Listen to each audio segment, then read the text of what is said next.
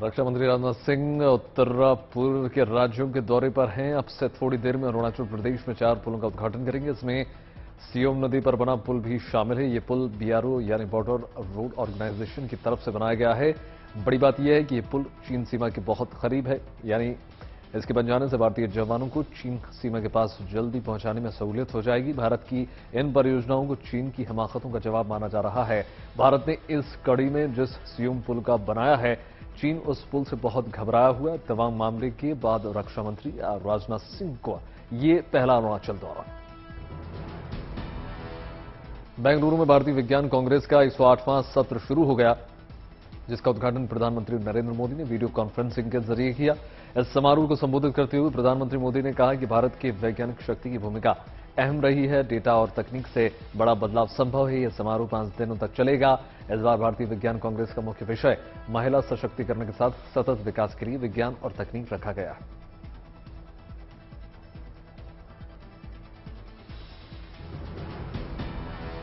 राष्ट्रपति द्रौपदी मुर्मू आज राजस्थान के दौरे पर रहेंगी। मुर्मू जयपुर में संविधान पार्क का उद्घाटन करेंगी। वे राजभवन में ही आदिवासियों के समूह से भी मुलाकात करेंगी। जयपुर में आदिवासी समूह के लोगों से मिलने के बाद वे आदिवासी क्षेत्र में भी जाएंगे। राष्ट्रपति माउंट आबू में ब्रह्म कुमारी विश्वविद्यालय और बाली में स्काउट गाइड की राष्ट्रीय जम्बूरी में शिरकत करेंगी। राष्ट्रपति बनने के बाद राष्ट्रपति द्रौपदी मुर्मू का यह पहला राजस्थान दौरा है।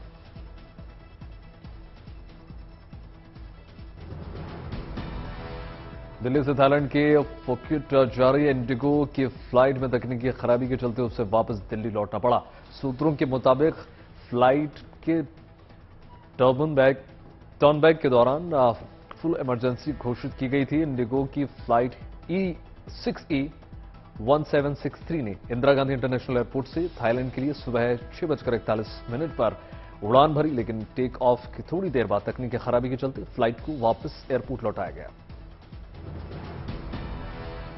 खुफिया सूत्रों के हवाले से खबर है कि जम्मू कश्मीर के राजौरी सेक्टर के आसपास आर्मी और आईएसआई के फॉरवर्ड डिफेंस लोकेशन पर आतंकियों की घुसपैठ के लिए इकट्ठा किया गया है। उनका जब्बार के रास्ते घुसपैठ कराने का प्लान है। यूकी में 4 बड़े लॉन्चिंग पैड पाकिस्तानी आर्मी और आईएसआई ने बनाया है और जहां पर करीब 25-30 आतंकी मौजूद हैं। आतंकी कोटली, लैंजोत, निकाइल और खुईरेट में मौजूद हैं और जिसके बाद सुरक्षा बल अलर्ट मोड पर नजर आ रहे हैं। खुफिया रिपोर्ट ये भी दर्शा रही है कि जैश और एलईटी के आतंकी टारगेट किलिंग के लिए बड़ी साजिश कर रहे हैं।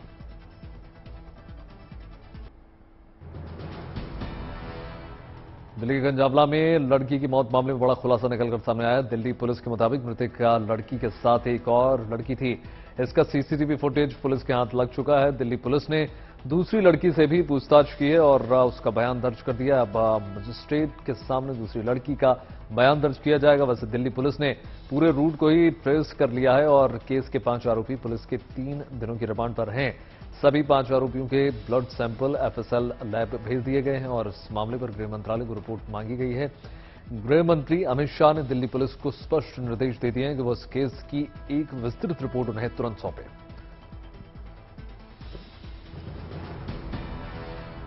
भारत जोड़ो यात्रा का तीसरा चरण आज से शुरू हो गया। यात्रा दिल्ली से उत्तर प्रदेश में प्रवेश कर चुकी है। उत्तर प्रदेश में यात्रा गाजियाबाद, बागपत और शामली होते हुए आगे बढ़ेगी। यात्रा में शामिल होने के लिए मायावती के साथ समाजवादी पार्टी के अध्यक्ष अखिलेश यादव और जयंत चौधरी को भी चिट्ठी लिखी गई थी। भारत जोड़ो यात्रा में शामिल होने को लेकर लिखी गई चिट्ठी का बीएसपी अध्यक्ष मायावती ने जवाब दिया है। मायावती ने ट्वीट करके भारत जोड़ो यात्रा के लिए शुभकामनाएं और राहुल गांधी द्वारा इस यात्रा में शामिल होने के लिए चिट्ठी के लिए उनका धन्यवाद किया।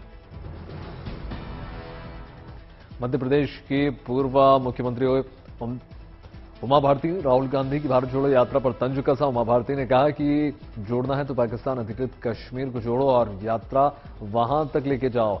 उन्होंने कहा कि मेरी तो यही समझ में नहीं आया कि भारत टूटा कहां से है। जब पाकिस्तान अलग हुआ था तब भारत टूटा था। वो भारत राहुल गांधी के नाना के समय टूटा। हमने तो अनुच्छेद 370 को हटाकर कश्मीर को जोड़ दिया। अगर राहुल भारत जोड़ने के लिए गंभीर हैं तो पाक अधिकृत कश्मीर को जोड़ें। कांग्रेसी भारत जोड़ो यात्रा की अगुवाई कर रहे राहुल गांधी की सफलता के लिए राम जन्मभूमि मंदिर के मुख्य पुजारी आचार्य सत्येंद्र दास ने एक पत्र लिखा। ऐसा ही एक पत्र अयोध्या के रसिक पीठाधीश्वर जन्मेजय शरण ने भी राहुल गांधी को भेजा है, जिसमें उनकी दीर्घायु होने की कामना के साथ भारत जोड़ो यात्रा की सफलता के लिए शुभकामनाएं दी गई।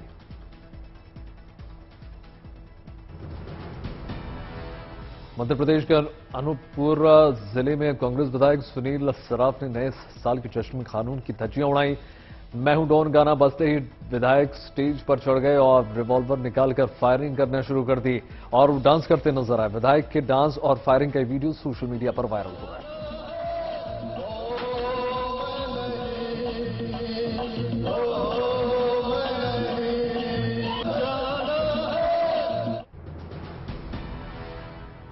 भगवान के दरबार में भक्त बनकर पहुंचे मध्य प्रदेश के मुख्यमंत्री शिवराज सिंह चौहान। उन्होंने नासिक के त्रयंबकेश्वर मंदिर में मुख्यमंत्री शिवराज सिंह चौहान ने अपने परिवार के साथ पूजा अर्चना की। पत्नी साधना सिंह चौहान, दोनों बेटे कार्तिकेय चौहान और कुणाल चौहान साथ नजर आए। त्रयंबकेश्वर में भगवान से मुख्यमंत्री शिवराज ने देश और प्रदेशवासियों की खुशहाली की कामना की।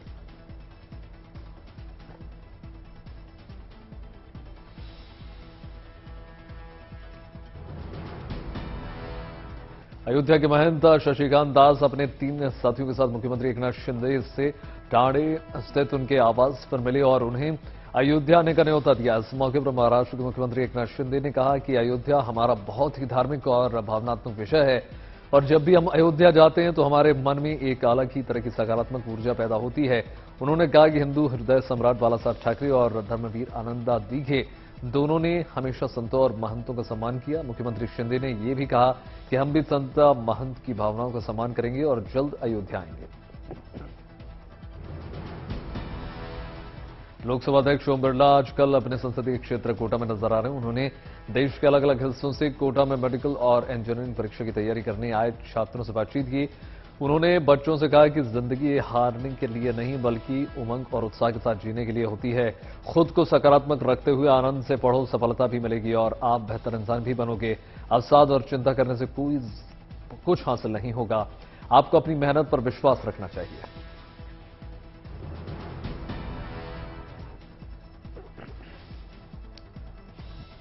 जनयोगा आश्रम के संत सिद्धेश्वर स्वामी का निधन हो गया। मुकर्रा वक्ता के रूप में प्रसिद्ध 81 साल के संत पिछले कुछ समय से उम्र संबंधी समस्याओं से जूझ रहे थे। अपने स्वामी जी के अपने अनुयायियों में वॉकिंग गॉड के रूप में लोकप्रिय थे और कर्नाटक सरकार ने सिद्धेश्वर स्वामी का अंतिम संस्कार राजकीय सम्मान के साथ करने का निर्णय किया है। स्वामी जी 5 साल पहले पद्मश्री अवार्ड ठुकराने के बाद चर्चा में आए थे। प्रधानमंत्री नरेंद्र मोदी सहित कई नेताओं ने उनके निधन पर शोक जताया। स्वामी जी के निधन के चलते कर्नाटक के विजयपुरा में आज स्कूल कॉलेज भी बंद है। देश की बड़ी online food delivery company Zomato limited से उसके सह संस्थापक और मुख्य प्रौद्योगिकी अधिकारी गुंजन ने अपने पद से इस्तीफा दे दिया। जोमेटो कंपनी ने यह जानकारी भारतीय शेयर बाजार को दी है, जिसमें कंपनी ने कहा कि गुंजन पाटीदार ने जोमेटो में अपने पद से इस्तीफा दे दिया। बताया जा रहा है कि पाटीदार उन कुछ कर्मचारियों में से एक हैं जिन्होंने कंपनी के लिए कोर टेक सिस्टम का निर्माण किया था। गुंजन पाटीदार ने पिछले 10 से अधिक सालों में कंपनी टेक लीडरशिप को खड़ा किया था। हालांकि पाटीदार कंपनी के अहम मैनेजरियल कर्मचारियों में शामिल नहीं थे। कंपनी ने इनके इस्तीफे की वजह नहीं बताई। शिव की नगरी काशी में प्रधानमंत्री नरेंद्र मोदी के ड्रीम प्रोजेक्ट टेंट सिटी को साकार किया जा रहा है। बस हफ्ते भर बाद ये टेंट सिटी लोगों के लिए शुरू हो जाएगी। ऑनलाइन बुकिंग तो अभी से शुरू हो चुकी है। गुड न्यूज की बात यह है कि यहां हर बजट के लिहाज से टेंट तैयार किए गए हैं। टेंट सिटी को बसाने की प्लानिंग 2 साल से चल रही थी। हालांकि कोरोना ने इस कल्पना को हकीकत में बदलने पर ब्रेक लगा दिया था। कोरोना का साया हटते ही ये वजूद में आ गई और पहले चरण में 600 टेंट बनाए जाने हैं। हालांकि 280 से 300 टेंट तक लगाए जा रहे हैं। पीपीपी मॉडल पर होने की वजह से इसका संचालन प्राइवेट फर्म के पास। मनाली में विंटर कार्निवल की शुरुआत हो चुकी है। कड़ाके की ठंड में इस कार्निवल में शामिल होने वाले हिमाचली और राज्यों के कलाकारों ने लोक नृत्य करके मनाली के मॉल रोड के माहौल में जोश भर दिया। इस मौके पर प्रदेश के मुख्यमंत्री सुखविंदर सिंह सुक्खू भी मौजूद रहे। हिमाचली कलाकारों ने जहां अपनी पुरानी लुप्त रही संस्कृति को दर्शाने का बेहतरीन प्रयास किया, तो वहीं महाराष्ट्र, पंजाब और गुजराती कलाकारों ने अपने लोक नृत्य करके अपनी संस्कृति को मनाली की हसीन वादियों में पेश किया। अगले 5 दिनों तक चलने वाला राष्ट्रीय स्तर का विंटर कार्निवल की शुरुआत हर साल की तरह इस बार भी मनाली के प्रसिद्ध हडिम्बा माता के मंदिर में पूजा अर्चना के बाद की। युवाओं के टैलेंट को उधार और मंच देने के लिए केरल में स्टेट स्कूल यूथ फेस्टिवल का आयोजन किया जा रहा है। कोषिकोड शहर में फेस्टिवल के लिए पूरी तरीके से तैयार हो चुका है। राज्य के अलग अलग हिस्सों से टैलेंटेड युवा इस समारोह में हिस्सा लेने के लिए पहुंच रहे हैं। युवा जब रेलवे स्टेशन पर पहुंचे तो इनका भव्य स्वागत किया गया। केरल के शिक्षा मंत्री खुद इन युवाओं की अगुवाई करने के लिए पहुंचे। जम्मू कश्मीर के श्रीनगर में लड़कियों के लिए रग्बी टूर्नामेंट का आयोजन किया गया। जिला प्रशासन ने इस टूर्नामेंट को करवाया जिसमें बड़ी संख्या में घाटी की लड़कियों ने हिस्सा लिया। श्रीनगर में इन ठंडों के बावजूद उत्साह चरम पर है, लेकिन इन लड़कियों का जोश कम नहीं हो रहा। इन सभी महिला खिलाड़ियों ने मैदान पर ऐसा खेल दिखाया कि सभी देखते रह गए। इन महिला खिलाड़ियों का कहना है कि इस खेल से जुड़कर उनके जीवन में सकारात्मक बदलाव शुरू हो गए। अहमदाबाद में फ्लावर शो का आयोजन किया गया। रिवर फ्रंट पर यह फ्लावर शो 10 दिनों तक चलने जा रहा है। इसमें लोग 150 से ज्यादा वैरायटी के फूल देख सकते हैं। यही नहीं, यहां पर फूलों से कई कलाकृतियों का भी निर्माण किया गया। आप भगवान राम को भी देख सकते हैं। योगा करते हुए एक युवक की आकृति गढ़ी गई है। इस फ्लावर शो पर G20 की झलक भी आसानी से देखी जा सकती है। फ्लावर शो में एंट्री के लिए 30 रुपए की एंट्री फी है। राजस्थान की झीलों की नगरी उदयपुर को मिला है एक ऐसा पार्क जिसमें कबाड़ का इस्तेमाल किया गया है। पार्क में बेकार हो चुके टायर और दूसरी चीजों का इस्तेमाल किया गया है। वेस्ट से बनाए गए इस वंडर पार्क को देखकर लोग हैरान हैं। ये पार्क लोगों को काफी पसंद भी आ रहा है। इस पार्क को बनाने में पर्यावरण का खास ख्याल रखा गया। रामलला के मंदिर के लिए बनाए जा रहे भक्ति मार्ग पर 51 दुकानदारों को दुकान अलॉट कर दी गई है। जिला प्रशासन ने अलॉटमेंट लेटर जारी कर दिया है। भक्ति मार्ग बनने से कुछ दुकानदार जिनकी पहले से इस रूट पर दुकानें थी वो विस्थापित हो रहे थे। भक्ति मार्ग श्रृंगार हॉट से हनुमानगढ़ी होते हुए राम जन्मभूमि तक ये बनाया जा रहा है। भक्ति मार्ग में पड़ने वाले 800 दुकानदारों में 80% से ज्यादा दुकानदारों को पूर्ण रूप से विस्थापित होने से बचाया गया। प्रशासन ने इस पहल से दुकानदारों में काफी खुशी।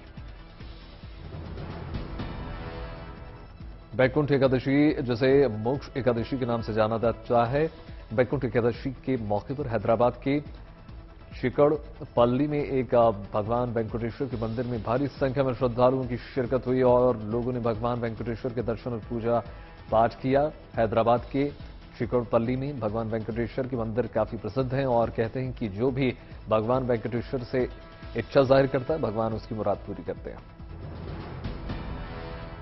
तमिलनाडु के त्रिची में श्रीरंगम में रंगनाथ स्वामी मंदिर में आयोजित वार्षिक उत्सव का आयोजन चल रहा है जिसमें भगवान की सवारी धूमधाम से निकाली गई और इस महोत्सव में भारी संख्या में भक्त शामिल हुए। इस मंदिर में भगवान सर्वप्रिय मुद्रा यानी शयन की मुद्रा में हैं।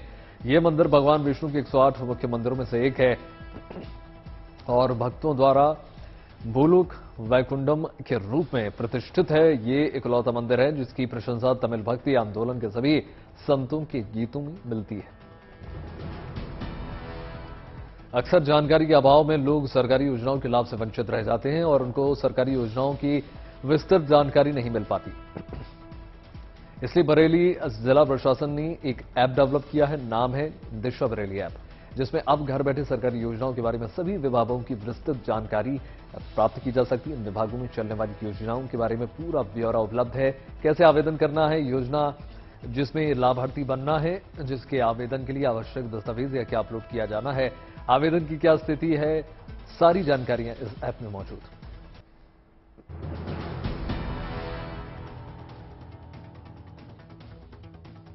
सभी स्कूल्स को 4 जनवरी तक 7 जनवरी तक का बंद रखने का आदेश जारी कर दिया गया है। जिलाधिकारी सूर्यपाल गंगवार के कार्यकाल में ये आदेश जारी किया गया। शीतलहर की चेतावनी के बाद 12वीं तक के सभी सरकारी, गैर सरकारी और अन्य सभी स्कूलों को बंद रखा जाए। आदेश के अनुसार परिषदीय स्कूलों में 14 जनवरी तक होने वाली छुट्टी के आदेश जारी।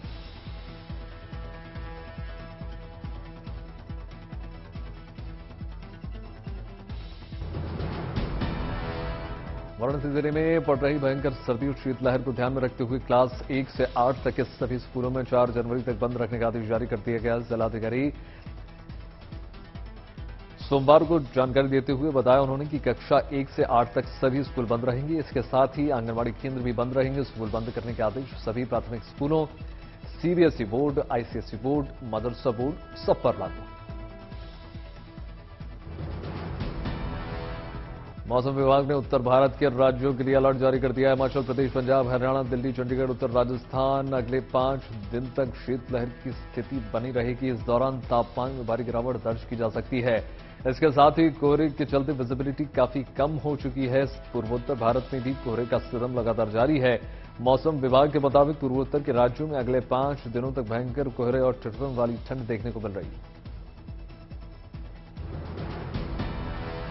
कोरोना के खतरे को देखते हुए सरकार ने चीन, सिंगापुर, हांगकांग, दक्षिण कोरिया, थाईलैंड और जापान से आने वाले यात्रियों के लिए आरटी-पीसीआर रिपोर्ट अनिवार्य कर दी है। यात्रियों को यात्रा से 72 घंटे पहले अपनी जांच करानी होगी। मुंबई सहित महाराष्ट्र में करीब 7,000 रेजिडेंट डॉक्टर हड़ताल पर हैं। डॉक्टर्स का आरोप है कि उनकी मांगों को पूरा नहीं किया जा रहा। मामले में Maharashtra association of resident doctors ने एक बयान में कहा कि हॉस्पिटल सुविधाओं को बढ़ाने के लिए सरकार से उनकी कई दलीलों को अनसुना करने के बाद उन्हें हड़ताल के लिए मजबूर होना पड़ा।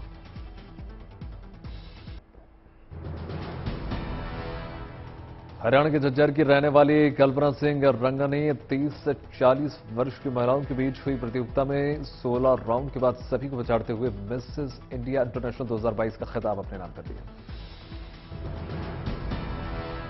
मथुरा में 2 युवकों ने 4 घंटे यमुना ठंडे पानी में खड़े होकर पानी में तैरती हुई रंगोली को तैयार किया। पानी में तैरती हुई इस रंगोली में इन युवाओं ने भगवान कृष्ण के स्वरूप को घेरा। टीम इंडिया और श्रीलंका टीम मुंबई के वानखेड़े स्टेडियम पर साल का पहला टी20 अंतर्राष्ट्रीय मुकाबला खेलने जा रही है। भारतीय क्रिकेट टीम हार्दिक पांड्या की कप्तानी में मैदान में उतरेगी जा रही है और ये कुछ सीनियर्स खिलाड़ियों के साथ एक बहुत युवा टीम है। वहीं श्रीलंका टीम में बहुत बदलाव हुए। फोर्ब्स ने सालाना कमाई करने वाली महिला खिलाड़ियों की लिस्ट जारी कर दी है। पीवी सिंधु इस लिस्ट में 12वें पायदान पर हैं। पीवी सिंधु टॉप 25 में एकमात्र भारतीय महिला खिलाड़ी हैं। साल 2022 के दौरान टॉप 10 महिला एथलीट्स में 8 में उनका नाम शुमार। अंतर्राष्ट्रीय मुद्रा कोष की प्रमुख ने आगाह कर दिया है कि इस साल दुनिया की तिहाई अर्थव्यवस्था मंदी झेलेगी। क्रिस्टीन ने कहा कि अमेरिका, यूरोपीय संघ और चीन की अर्थव्यवस्थाओं में सुस्ती की वजह से 2023 पिछले साल से मुश्किल भरा होगा। प्रिंस हैरी ने अपनी आत्मकथा के प्रकाशन से पहले एक टेलीविजन इंटरव्यू के दौरान कहा कि वो अपने पिता और भाई को वापस चाहते हैं। उन्होंने कहा कि वो एक परिवार चाहते हैं, एक संस्था नहीं। अमेरिका के वर्जिन द्वीप से नए साल की छुट्टी मनाकर जो बाइडेन व्हाइट हाउस आ गए। अमेरिकी राष्ट्रपति और उनकी पत्नी जिल बाइडेन ने सेंट क्रॉस द्वीप के लिए उड़ान भरी और राष्ट्रपति बाइडेन और उनकी पत्नी के अलावा उनके साथ उनकी बेटी और दामाद भी मौजूद रहे। ईरान के शीर्ष जनरल कासिम और इराकी मिलिशिया के शीर्ष नेता अबू महदी अल मुहंदिस की अमेरिकी ड्रोन हमले में मौत के 1 वर्ष पूरा होने पर इराक में मातमी जुलूस निकाला गया। बगदाद हवाई अड्डे की ओर जाने वाले मुख्य मार्ग पर हजारों की संख्या में लोगों ने मातमी जुलूस में हिस्सा लिया। चीन के नानजिंग शहर में कोरोना विस्फोट की वजह से यहां की हालत बेकाबू हो चुके हैं। फ्रंट लाइन के मेडिकल स्टाफ को यहां 24 घंटे काम करना पड़ रहा है। मरीजों की बढ़ती संख्या को देखते हुए यहां तेजी से अस्थायी अस्पतालों का निर्माण किया जा रहा है। नए साल के स्वागत के लिए अमेरिका के न्यूयॉर्क में गजब का नजारा देखने को मिला। यहां तरह तरह के फूलों की झांकियों को देखने को मिला। फूलों से सजी झांकियों के साथ लोग मार्च करते हुए नजर आए। वहीं दूसरी तरफ सेना के बैंड ने एक तरफ धुन बजाकर लोगों का मन मोह लिया। श्रीलंका के पूर्व राष्ट्रपति गोटबाया राजपक्षे ने किसी देश में शरण पाने में नाकाम रहने के बाद अपनी अमेरिकी नागरिकता बहाल करने के लिए आवेदन कर दिया। 2019 का राष्ट्रपति चुनाव लड़ने के लिए राजपक्षे ने अपने अमेरिकी नागरिकता को छोड़ दिया था। कोलंबिया और वेनेजुएला ने राजनीतिक तनाव के बीच लगभग 7 वर्षों से बंद देशों को जोड़ने वाले एक महत्वपूर्ण पुल को खोल दिया है। $32 मिलियन की लागत से 2016 में तैयार। सऊदी अरब के जद्दा में भारी बारिश के बाद बाढ़ जैसे हालात उत्पन्न हो चुके हैं। पानी ने ऐसा रौद्र रूप दिखाया कि पूरा शहर जलमग्न हो चुका है। सड़क पर गाड़ियां बहती हुई नजर आ रही हैं।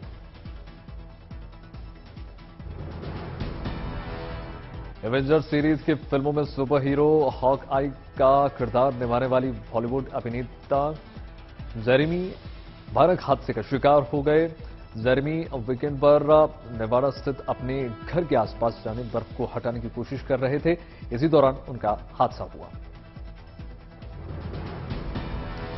मनमान फुटबॉल खिलाड़ी पेले की इच्छा के मुताबिक उनका पार्थिव शरीर सेंटोस के चर्चित विला स्टेडियम में रखा गया। पेले को अंतिम विदाई देने के लिए उनके प्रशंसकों की भीड़ जुटी।